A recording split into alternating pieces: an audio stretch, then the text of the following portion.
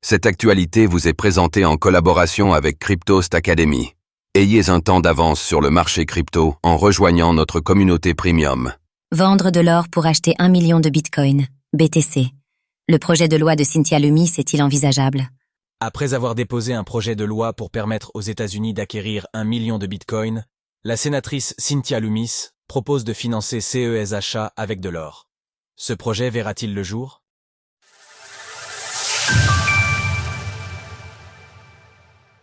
Un million de bitcoins pour la réserve des États-Unis. Comment mener un tel projet? Une réserve stratégique en bitcoin, BTC. C'était là l'une des promesses de campagne de Donald Trump. En réalité, l'idée ne vient pas de lui, mais de la sénatrice du Wyoming Cynthia Lummis, qui, déjà en février 2022, encourageait la Réserve fédérale, Fed, à acheter du bitcoin. En juillet dernier, la sénatrice a ainsi franchi une étape supplémentaire, en déposant un projet de loi qui permettrait aux États-Unis d'acquérir 1 million de bitcoins.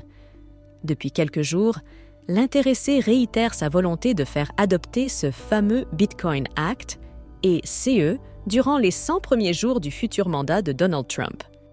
Cette nuit, elle indiquait que le pays avait l'équipe pour cela. À ce jour, le gouvernement des États-Unis dispose déjà de plus de 200 000 BTC provenant de saisies. Le Bitcoin Act leur permettrait ainsi de les conserver et d'acquérir 200 000 bitcoins supplémentaires par an jusqu'à atteindre le million d'unités. Ainsi, cela représenterait environ 5% de la capitalisation de l'actif, soit plus de 87 milliards de dollars au cours actuel.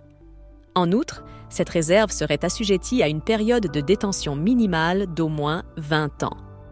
Dans une interview accordée à Bloomberg, Cynthia Lummis considère que le pays dispose déjà des moyens nécessaires pour mener à bien un tel projet. Nous disposons déjà des actifs financiers sous forme de certificats d'or à convertir en bitcoin. L'effet sur le bilan américain est donc assez neutre. Si les montants en jeu paraissent énormes, rappelons qu'un acteur privé tel que MicroStrategy est parvenu à acquérir 279 420 BTC et ne cesse de faire croître cette trésorerie.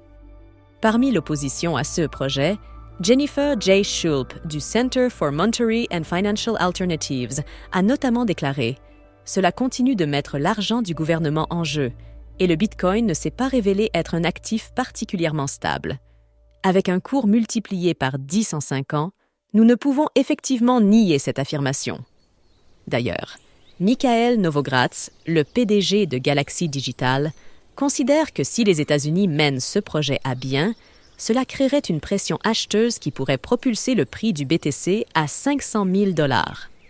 Lors de l'écriture de C&S Ligne, un bitcoin s'échange à 87 000 $ environ, en baisse de 3% durant les dernières 24 heures.